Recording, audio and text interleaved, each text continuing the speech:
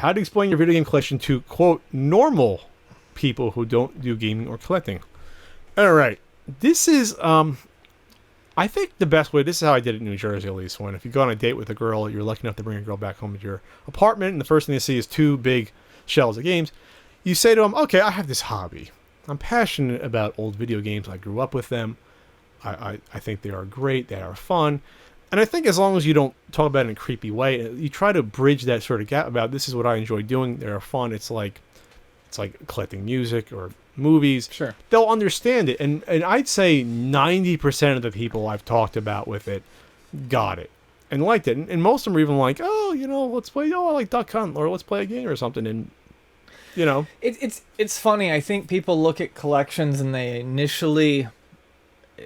Does it have the stigma it used to? No, it doesn't. And that's the thing. First of all, I don't think collecting games or music or movies has the stigma that it used to. 2, I do think that the first time a friend comes over or someone that you're dating, but, even just like you made a new friend and they come over and they see something, they're going to attach something to you. Like, they might look at video games and assume you're a huge nerd, or they might look at records and assume you're you're very pretentious, or they might look at, movies and assume something similar. But, once they know you and they look at it, provided, and another thing is organization. It's like any collection looks good well organized. Yeah, mine was organized.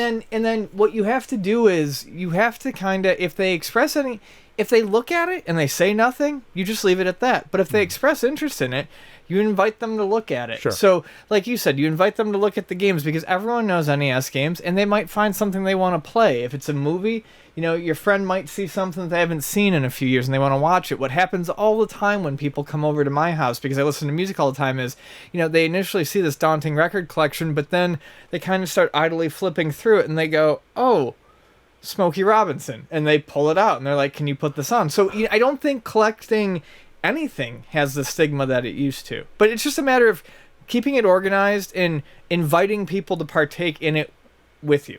There was one girl I went on there 2 or 3 dates with, and the first time she saw it, she was okay with it. I guess either she probably soured on me or wasn't into me. So by the last time I saw her, she literally made like a 40-year-old virgin comment, and I didn't say anything, but I was like, well, that's kind of weird, because the first time you saw it and second time you didn't say anything, so it's like that's kind of weak, to say something like that. But like I said, most people that are, they have no problem with it.